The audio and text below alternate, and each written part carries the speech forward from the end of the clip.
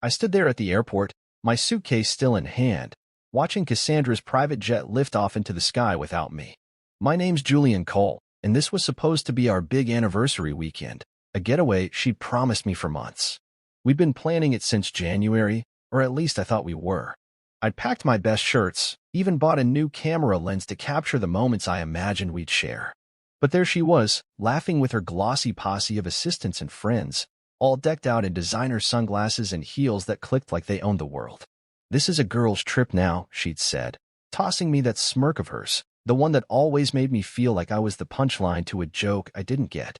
I could have yelled, could have made a scene right there in the terminal, but I didn't. I'm not the begging type.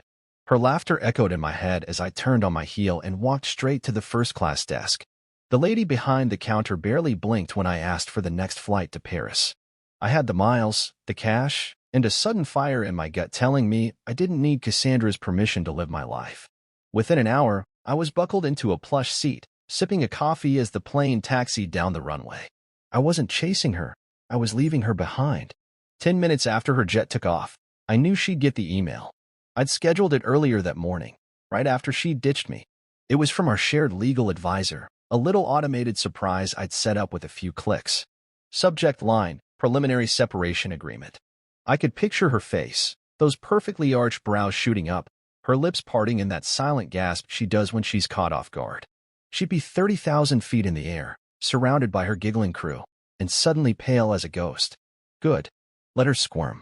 By the time my plane touched down in Paris, my phone was already buzzing like a beehive. I didn't even check it, just let it vibrate in my pocket as I stepped into the warm, bustling chaos of Charles de Gaulle. 155 messages, I'd find out later. 155 little pleas, rants, and apologies she'd typed out while I was sipping wine over the Atlantic. But right then, I didn't care. I was in Paris, and for once, it wasn't about her. It was about me. I grabbed my bag, adjusted my jacket, and walked out into the city that was about to change everything. The air smelled like fresh bread and freedom, and I wasn't looking back. Cassandra could keep her jet, her entourage, her smirks. I had a ticket to something better, and I wasn't waiting for her to sign off on it. This was my runway now, and I was taking off. I settled into my first-class seat, the hum of the plane's engines vibrating through me as we climbed higher over the Atlantic. My name's Julian Cole, and for the first time in years, I wasn't flying to keep up with Cassandra's schedule or to play the part of her arm-candy husband at some glitzy event. This was my flight, my choice, and it felt damn good. The flight attendant handed me a glass of champagne, and I watched the bubbles rise and pop, each one disappearing like the promises Cassandra had made over the years. We'd started out as partners, equals, I thought, building her luxury tech brand from late-night brainstorming sessions in our cramped apartment. Back then, it was our dream. But somewhere along the way, it became hers. I turned into the guy holding her purse at red carpet galas, smiling for the cameras while she dazzled the world. "Julian, you're so good at being there for me," she'd say, like it was a compliment. I'd nod, play along, let her shine. But now, staring out at the endless stretch of clouds, I saw it for what it was. I'd been erased, reduced to a prop in her perfect little production. The champagne tasted sharp, bitter even, but I drank it anyway. I reached into my carry-on and pulled out the leather-bound journal she'd given me last Christmas. It was one of those expensive gifts she loved, beautiful, thoughtful on the surface, but empty inside. She hadn't even bothered to write a note in it. Typical. I flipped it open, the blank pages staring back at me like a challenge. My pen hovered for a second, then I pressed it to the paper and wrote the first words that felt like they belonged to me. Julian's Paris. Not hers. It wasn't poetry, but it was mine. And that was enough. I leaned back, letting the words sink in. Paris wasn't just a destination now, it was a declaration. I wasn't going to trail after her anymore, wasn't going to wait for her to throw me a scrap of attention. This trip was about me figuring out who I was when I wasn't Cassandra Blake's +1. The plane rocked gently, and I started planning. I'd land in a few hours, check into a hotel, nothing like the over-the-top places she'd pick, and just walk. No itinerary, no press calls, no one telling me where to stand or what to say. I'd wander the streets, eat whatever smelled good, maybe dust off my camera and take some pictures for myself, not for her Instagram. The thought made me smile, a real one, not the practice grin I'd worn for years. I glanced at the journal again, tracing the words with my finger. Julian's Paris. It sounded like freedom. I didn't know what I'd find there. Maybe a cafe with strong coffee, maybe a quiet corner to think, maybe even someone who'd see me, not her shadow. The idea of not being alone for long flickered in my mind, but I pushed it aside. This wasn't about replacing her. It was about reclaiming me. The flight attendant came by again, offering a warm towel, and I took it, wiping my hands like I could scrub off the last decade of playing second fiddle. Outside, the sky was turning pink and gold, the sun dipping below the horizon. I didn't check my phone, didn't want to see her messages yet. Let her stew, let her wonder where I'd gone. For once, I wasn't the one waiting. I closed the journal, tucked it back into my bag, and finished the champagne. The plane leveled out, steady and sure, carrying me toward a city I'd always loved but never truly explored on my own terms. I didn't need her jet, her plans, her approval. I had a seat, a pen, and a clean slate. Paris was waiting, and I was ready to meet it, not as Cassandra's husband, but as Julian. Just Julian, the guy who'd finally stopped ghosting himself. I stepped off the plane at Charles de Gaulle, my legs stiff from the flight, but my mind buzzing with something I hadn't felt in years, possibility. My name's Julian Cole, and I was in Paris, not because Cassandra dragged me here for some photo op, but because I'd chosen it. The airport was a blur of voices, French, English, a dozen other languages mixing together, and I moved through it like a man waking up from a long sleep. I grabbed my bag from the carousel, slung it over my shoulder, and headed for the exit, ready to breathe in the city. But before I could get far, a voice called out, smooth and familiar. Julian Cole, as I live and breathe. I turned, and there he was, Marco Levant, leaning against a pillar with that easy grin of his. Marco was one of Cassandra's old investors, a sharp guy with a knack for turning a profit and a reputation for not taking her crap. He pulled out of her company a couple years back, something about creative differences, and now he was her biggest rival in the tech game.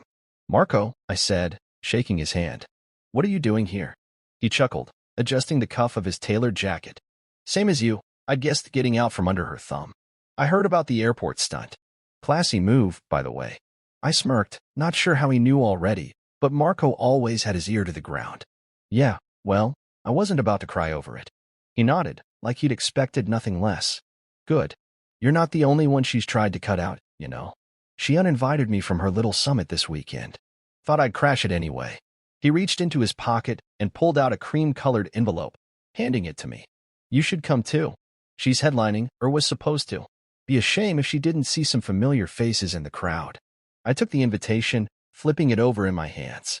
It was for a tech summit in Paris, one of those exclusive events where CEOs and big shots patted each other on the back. Cassandra had been prepping for it for weeks, rehearsing her keynote speech in our living room, while I nodded along like a good husband. She doesn't know you're coming, does she? Marco asked, his eyes glinting with mischief. No, I said, feeling a grin tug at my lips. She will soon. He clapped me on the shoulder, laughing. That's the spirit. Come on, let's grab a drink. You look like you could use one. We found a bar just outside the terminal, all sleek glass and dim lighting, and ordered 2 whiskeys. The first sip burned, but it settled me, grounding me in this new reality where I wasn't just reacting to her moves. I was making my own. Marco leaned back in his chair, swirling his drink. So what's the plan, Julian? You're here. She's up there losing her mind. Where do you go from here? I thought about it, the invitation still in my hand. I don't know yet. I just wanted to get away, figure things out. But this, I tapped the envelope. This feels like a start. He nodded, like he got it. She's built a lot on your back, you know. Those early marketing ideas, the ones that got her brand off the ground. I remember whose brain they came from. I looked at him, surprised he'd bring it up. That was a long time ago. Doesn't mean it's not still true, he said, taking a sip. She's good at taking credit. You're good at letting her. Maybe it's time to change that. The words hit me harder than I expected. I'd spent years telling myself it didn't matter, that I was happy supporting her, being the guy behind the scenes. But sitting there with Marco, the whiskey warming my chest, I realized how much I'd let slip away. Paris wasn't just a getaway anymore. It was a chance to take something back. We finished our drinks, and Marco stood, tossing some euros on the table. See you at the summit, Julian. Don't let her off easy. He walked off, leaving me with the invitation and a head full of thoughts. I tucked it into my jacket, paid for my half, and stepped outside. The air was crisp, the city sprawling out in front of me. I didn't know what I'd do at that summit, but I knew one thing. Cassandra was about to find out I wasn't her ghost anymore. I hailed a cab, gave the driver the name of a hotel I'd found online. Nothing fancy, just mine, and watched the lights of Paris flicker by. This was my shot, and I wasn't backing down. I woke up to the sound of Paris breathing outside my window, a soft hum of life that felt worlds away from the polished chaos of Cassandra's universe. My name's Julian Cole, and I'd checked into Le Matin Bleu, a little boutique hotel tucked into the hills of Montmartre. It wasn't the kind of place she'd ever pick. No marble lobbies or concierges kissing her ring, but it was perfect for me. The room was small, with creaky wooden floors and a view of cobbled streets winding down into the city. I didn't need a penthouse to feel alive here. I pulled on a jacket, grabbed my camera, and headed out, letting the morning air hit me like a reset button. The streets were narrow, lined with old stone buildings and flower boxes spilling over with color.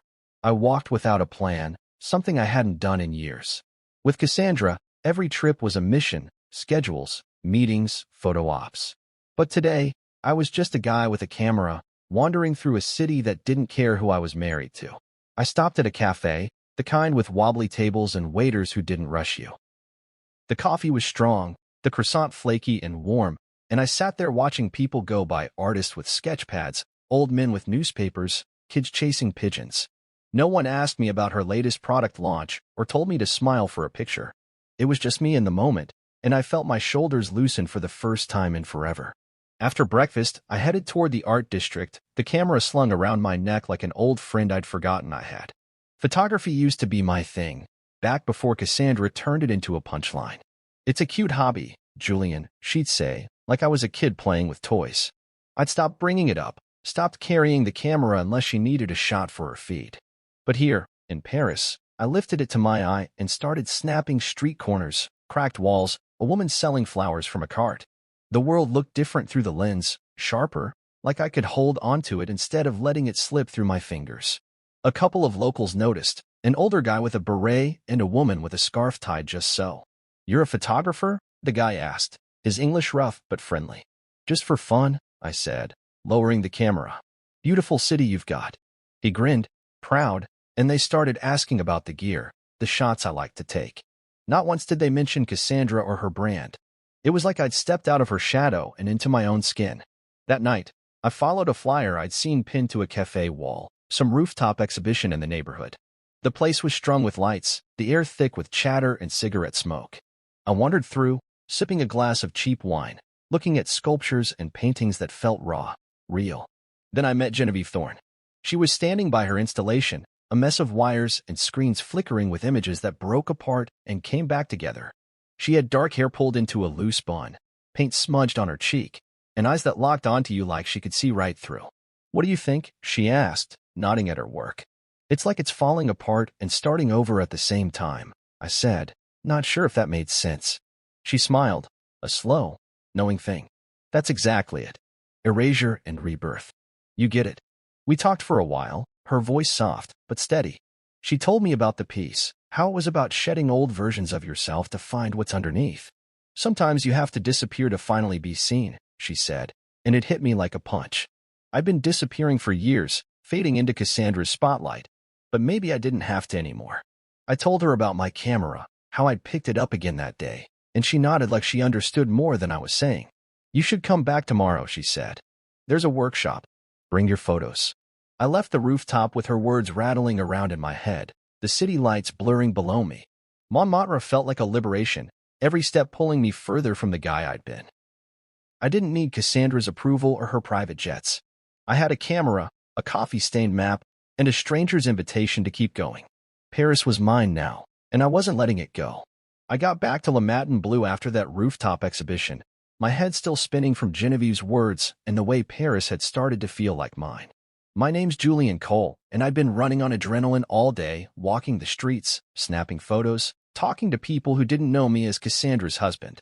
The hotel room was quiet, just the soft creak of the floorboards and the distant hum of the city outside.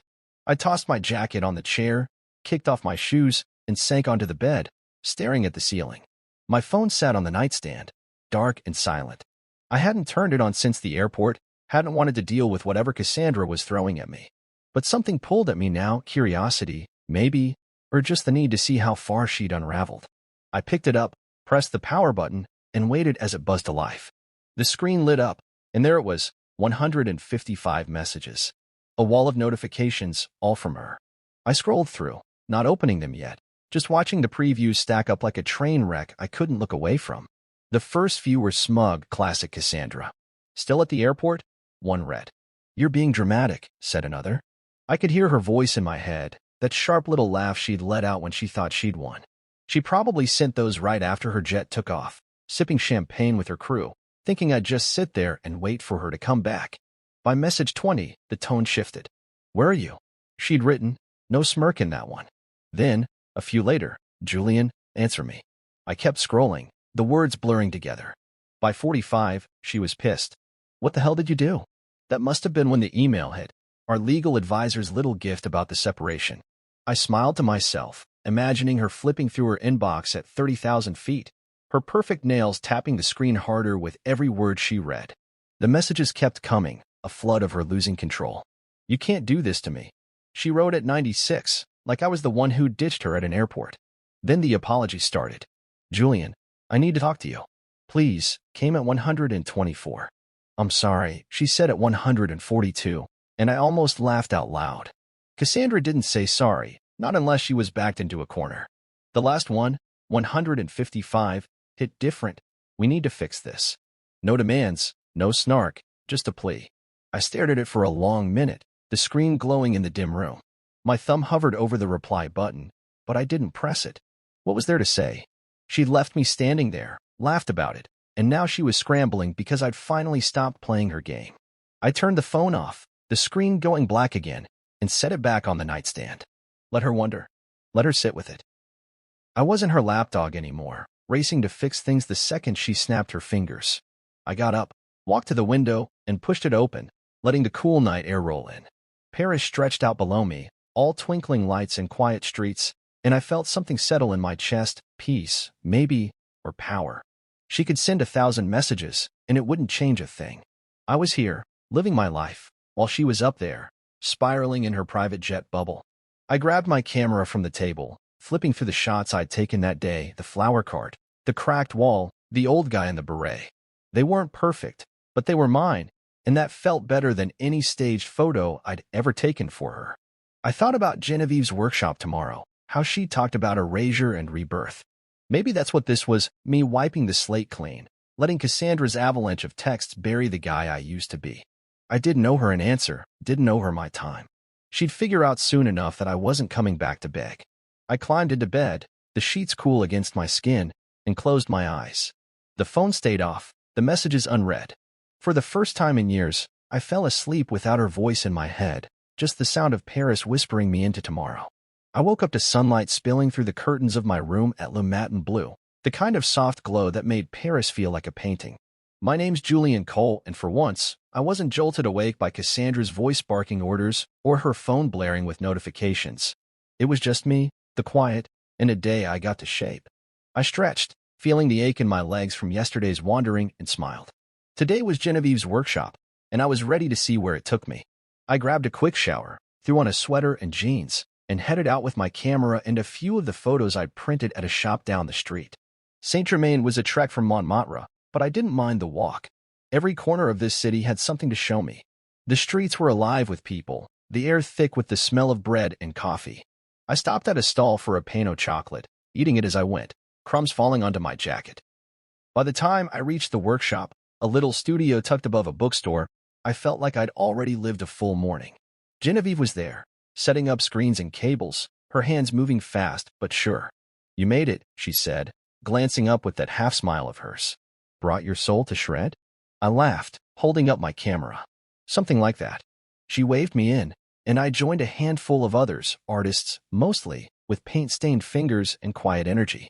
The workshop was about digital self-portraits, she explained, but not the polished kind you post online.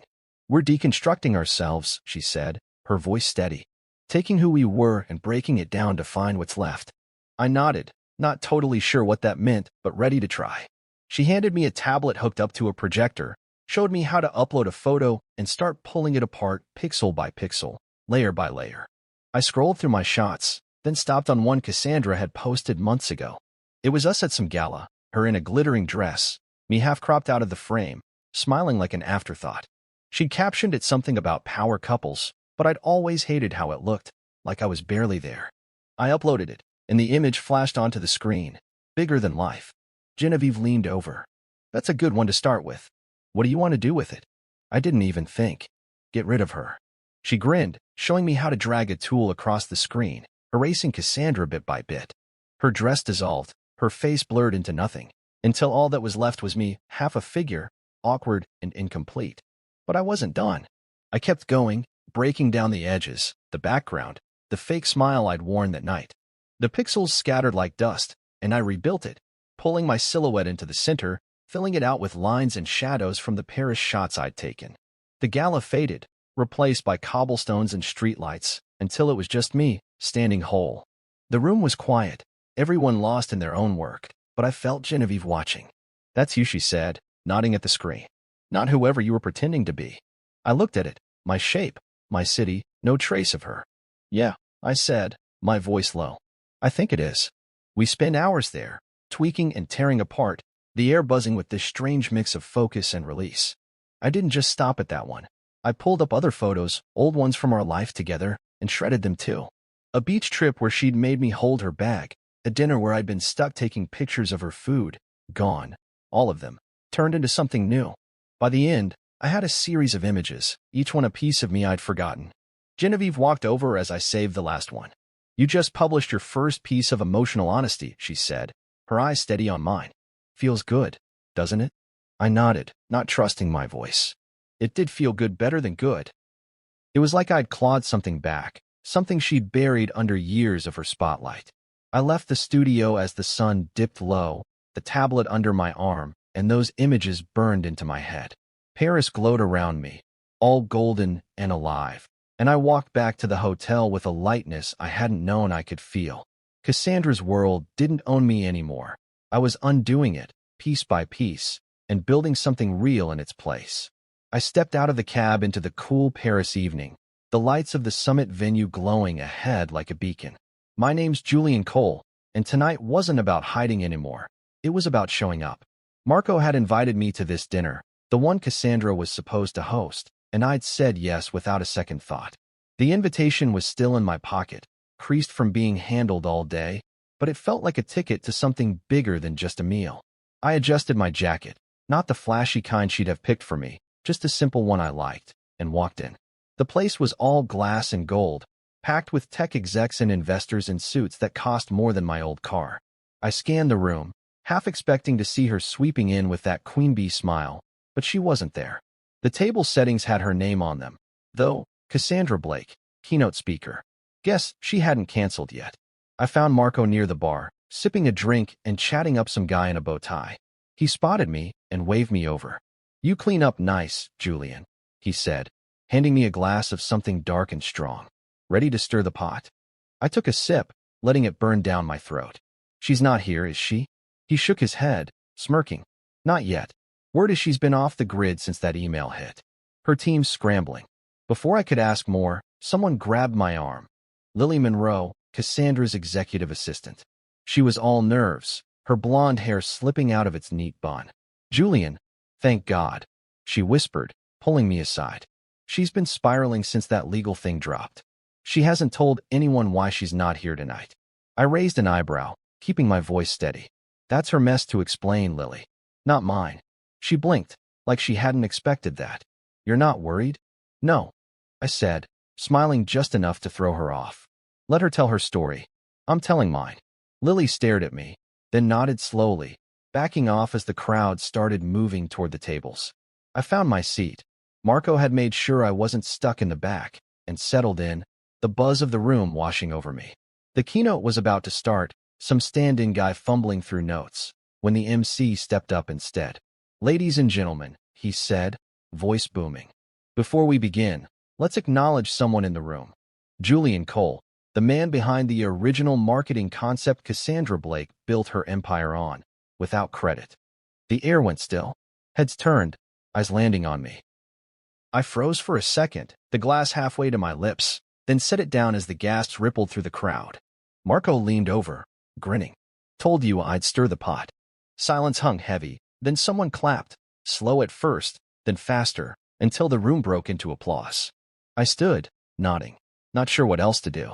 The MC kept going, talking about innovation and unsung heroes, but I barely heard it. My heart was pounding, not from nerves, but from something else, relief, maybe, or vindication.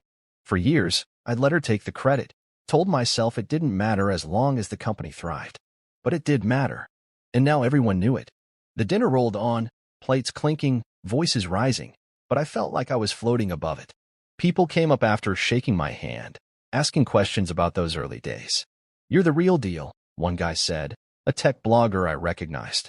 She never mentioned you. She didn't have to, I said, keeping it light. I was there anyway. Marco caught up with me later as the crowd thinned. You handled that like a pro. She's going to hate this. Good, I said, meaning it. Let her. We stepped outside, the night air sharp against my skin. I didn't need her here to feel the weight of this moment. The applause still echoed in my head, not just for what I'd done, but for what I was doing now, standing up, stepping out. Lily's words stuck with me, though. Spiraling. Part of me wondered what Cassandra was doing right then, pacing some hotel room, yelling at her phone, trying to spin this. But I didn't linger on it. This dinner, this night, it didn't need her. I'd walked in alone and walked out taller. Paris had given me that, and I wasn't giving it back. I walked along the Seine the next evening, the water reflecting the city lights like a mirror cracked with gold. My name's Julian Cole, and I was still riding the high from that summit dinner, those gasps, that applause, the way people looked at me like I was someone worth seeing. It was a rush, but it didn't erase the quiet itch in my chest. Cassandra had texted again that morning, one line cutting through the noise of the last few days. Let's meet. No press. Just us. I'd stared at it over coffee, the steam curling up from my cup, and against my better judgment, I typed back. Fine. Café Lumière. 7 p.m. Now here I was, heading to meet her, not sure what I wanted out of it, but knowing it was time to face her. The cafe was small, tucked off a side street, with round tables spilling onto the pavement. I got there early, ordered a glass of red wine, and sat outside, watching the river flow. She showed up 10 minutes late, typical, her heels clicking like a warning shot. She wore sunglasses even though the sun was long gone, her face unreadable behind them. She slid into the chair across from me, setting her bag down with that careful grace she'd perfected. You embarrassed me, she said. No hello. No soft start. Her voice was tight, like she'd been holding it in too long. I took a sip of wine, letting her words hang there for a second. No, I said, setting the glass down. You exposed yourself. I just stopped covering for you. She pulled off the sunglasses, her eyes sharp and tired at the same time. That email, Julian. The summit. What are you trying to do? Ruin me? I leaned back, keeping my voice even. I'm not trying to do anything to you. I'm done playing your game, that's all. You left me at the airport, laughed about it. Did you think I'd just take it?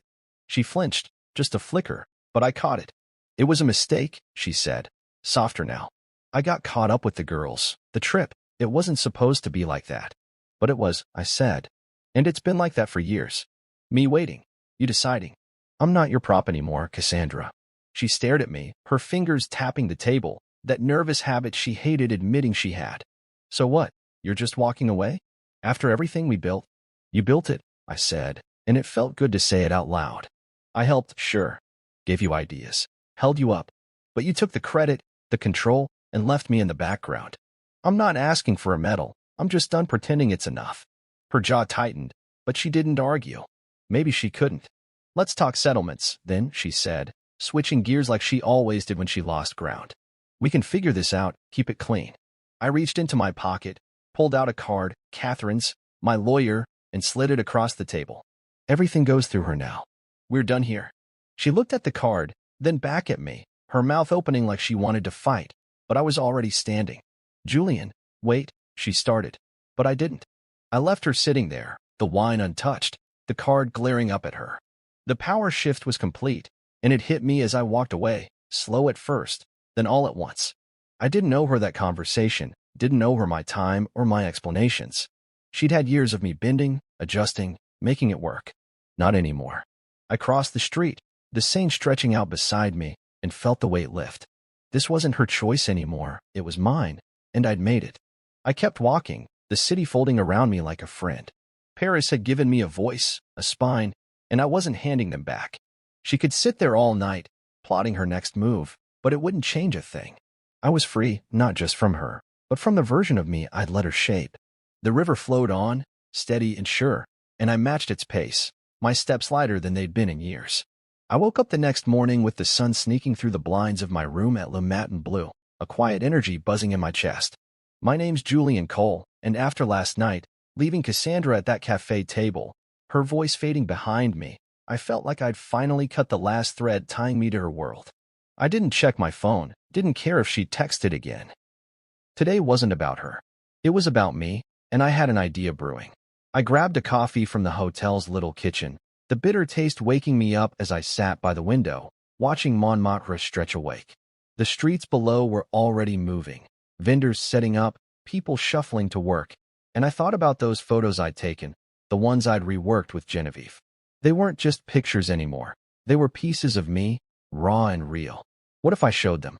Not to Cassandra, not to prove a point, but for myself. I pulled out my notebook, scribbling down thoughts. Gallery, exhibit, Paris. By the time I finished my coffee, I had a plan. I called Genevieve, catching her just as she was heading out. "Hey, it's Julian," I said, pacing the room. "You know anything about renting gallery space?" She laughed, that easy sound that made everything feel possible. "You're serious?" "Yeah, I know a spot near Le Marais. Small, but it's got character." "What are you thinking?" "An exhibit," I said, the words solidifying as I spoke. "Those portraits I did at the workshop, plus the street shots from this week. I want to put them up." She didn't hesitate. "I'm in. Meet me there in an hour." I hung up, grabbed my camera and the printed photos, and headed out. Le Marais was a maze of narrow streets and old buildings, alive with galleries and cafes. The space Genevieve found was perfect. White walls, worn wooden floors, a big window letting in light. The owner, a gruff guy named Pierre, agreed to a short rental, muttering about crazy artists, but handing me the keys. Genevieve showed up with a toolbox and a grin, and we got to work. We hung the photos, my silhouette against Paris streets, the fragmented gala shot, the flower cart lady mid-laugh. I called it Uncropped, a name that felt right, like I was finally stepping into the frame. We worked all day, adjusting frames, tweaking the layout, until it looked like something real. By the next afternoon, we opened it up, nothing fancy, just a sign out front and word of mouth. People trickled in, locals mostly, then some tourists, their voices bouncing off the walls as they looked at my work. I stood back, watching them linger, point talk. A woman in a red coat bought the flower cart shot, saying it reminded her of her grandmother. A guy with a beard asked about the tech behind the digital pieces. It wasn't a mob, but it was enough. 2 days later, every print was sold. I couldn't stop smiling. Marco dropped by that second night, his suit sharp as ever. "Congratulations," he said, handing me a beer from a nearby bar. "You're a hit. By the way, she's been trying to buy back your shares in the company." I told her too late. I laughed, clinking my bottle against his. "She can keep scrambling. I'm good here." He nodded, looking around. "This is you, Julian. Not her shadow. You should see her face when she hears about this." I didn't need to. I could picture it, those perfect brows furrowing, her lips pressing tight. But it didn't matter anymore. The gallery was mine, the photos were mine, and the people who'd bought them saw me, not her. Genevieve joined us, her paint-splattered jeans a contrast to Marco's polish. "You did it," she said, nudging me. "Told you there was something honest in there." "Couldn't have without you," I said, meaning it. She shrugged, but her eyes said she got it. We stood there, the three of us, as the last visitors left, the space quiet again. I looked at those empty walls, the sold tags still pinned up, and felt full not just of pride, but of something I'd lost along the way. This was my passport to the real me, stamped and signed in Paris. I didn't need Cassandra's approval or her empire. I had this, and it was enough. I woke up on my last day in Paris with the kind of quiet that sneaks in after a storm, soft, steady, and mine. My name's Julian Cole, and I'd spent the week rewriting myself, step by step, photo by photo, until I wasn't just Cassandra's husband anymore. The room at Le Matin Bleu felt smaller now, like I'd outgrown it. My bags half-packed by the window. I didn't know where I'd go next, back home, maybe, or somewhere new, but I knew I wasn't the same guy who'd landed here. I grabbed my phone off the nightstand, the screen lighting up with one new message. It was from her, sent just after midnight. Do you still love me? I stared at it, the words sharp against the soft morning light. Cassandra, always cutting to the core when she was desperate.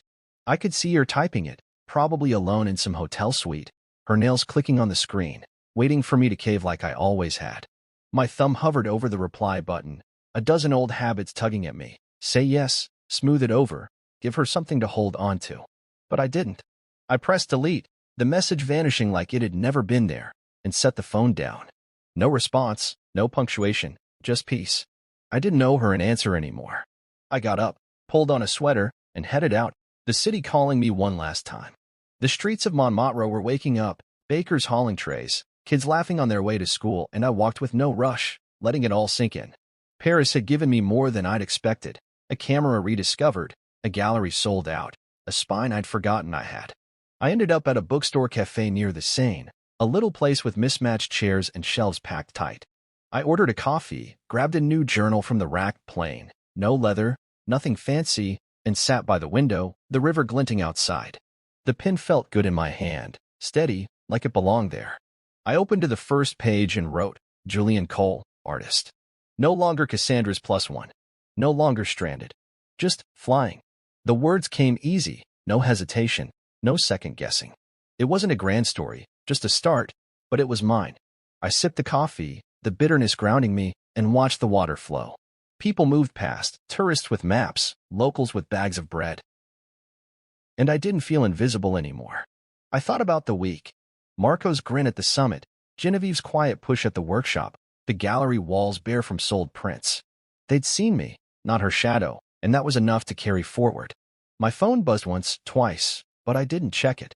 Let her send whatever she wanted, apologies, threats, more questions. It didn't matter. I'd said everything I needed to by walking away, by building something here. The cafe filled up, voices blending into a hum, and I kept writing, ideas for photos, places I might go, things I wanted to see through my lens. The pages filled fast, each one a step away from the guy who'd stood at that airport, suitcase in hand, watching her jet take off. I didn't hate her, I realized, finishing my coffee. I didn't even miss her. She was just a chapter ending, and this journal, this city, this me, was the first page of something else. I paid the bill, tucked the journal under my arm, and stepped outside. The air was crisp, the Seine steady beside me. I walked along it, my boots tapping the pavement, and felt the weight of her final message lift completely. No, I didn't still love her, not the way she meant, not the way that kept me tethered. I loved this instead, the freedom, the quiet, the man I was becoming. I stopped at a bridge, leaned on the railing, and watched a boat drift by. Paris stretched out around me, its lights flickering on as the day faded. I'd fly out tomorrow, but I wasn't leaving empty-handed. I had a new story, a first chapter written in my own hand, and that was more than enough to take with me. I stood on that bridge over the Seine, the cold metal of the railing pressing into my palms, and watched the boat disappear around a bend. My name's Julian Cole, and this was my last night in Paris, a city that had taken me apart and put me back together in ways I hadn't seen coming. The air was sharp now, the kind that bites at your nose, and the lights along the river flickered like they were winking at me. I wasn't ready to leave, not really, but I knew I couldn't stay forever. Tomorrow I'd fly out, back to a life I'd have to figure out from scratch, but tonight was still mine. I pulled my jacket tighter and started walking again. No plan, just the urge to soak up every last second of this place. The streets were quieter now, the crowds thinning as the city settled into itself. I passed a guy playing an accordion, the notes slow and heavy, and tossed a few coins into his hat. He nodded, not breaking the tune, and I kept going, the music following me like a shadow. I thought about that journal in my bag, the one I'd started at the cafe, the words I'd written, Julian Cole, artist. It still felt strange, calling myself that, but it fit better than Cassandra's husband ever had. I wondered what she was doing right now, probably back home by now, pacing our old living room, yelling at Lily or her lawyers. That last text of hers, "Do you still love me?" kept popping into my head, but not because I wanted to answer it. It was more like a ghost, a whisper from a life I'd left behind. I didn't feel guilt, didn't feel torn, just done. I turned down a street I hadn't explored yet, narrower than the others, with old lanterns casting pools of light on the cobblestones. A little bar caught my eye, nothing fancy, just a wooden sign swinging over the door that said Le Repos. Rest. Sounded good. I pushed inside, the warmth hitting me like a hug. The place was small, half full, with low ceilings and tables scratched up from years of use. I ordered a whiskey at the counter, the bartender pouring it without a word, and took it to a corner by the window. The glass was heavy in my hand, the amber liquid catching the light, and I sipped it slow, letting it burn its way down. A guy at the next table was sketching on a napkin, his pencil scratching quick lines, and I watched him for a minute, feeling the itch to pull out my camera. I didn't, though, just sat there, soaking it in. Then the door creaked open, and Genevieve walked in. She spotted me right away, her dark hair loose tonight, a scarf dangling from her neck. "Fancy meeting you here," she said, sliding into the chair across from me without asking. "Thought you'd be packing." I smiled, setting the glass down. "Thought I'd say goodbye to Paris first. What about you?" She shrugged, ordering a wine from the passing bartender. "I live here, but I like this place." "Good for thinking." We sat there, quiet at first, the hum of the bar filling the space. She looked at me, her eyes steady like they'd been at the workshop. "You're different now," she said, not a question. "Yeah," I said, nodding. "I feel it too." She sipped her wine, then leaned forward. "That exhibit, uncropped, it wasn't just photos, was it? It was you figuring out who you are." I thought about that, the way those images had pulled me out of Cassandra's frame. "Guess so. Took a while to see it." She smiled, small but real. "Most people don't. They stay cropped." We talked for hours about art, Paris, the way things break and mend. She told me about her next project, something with sound and light, and I told her about the journal, the idea of keeping this going wherever I landed next. The whiskey ran low, the bar emptied out, but we didn't move. It wasn't flirty, wasn't anything more than two people who got each other, but it felt good, solid, like an anchor in all this newness. When the bartender called last rounds, we stepped outside, the cold snapping me awake. "You'll be back," she said, pulling her scarf tight. "Paris doesn't let go that easy." "Maybe," I said, grinning. "Or maybe I'll take it with me." She laughed, waved, and disappeared down the street. I walked back to the hotel alone, the city quiet now, my breath fogging in the air.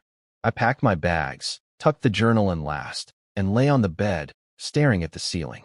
Tomorrow I'd leave, but tonight, I was still here, still Julian, still flying.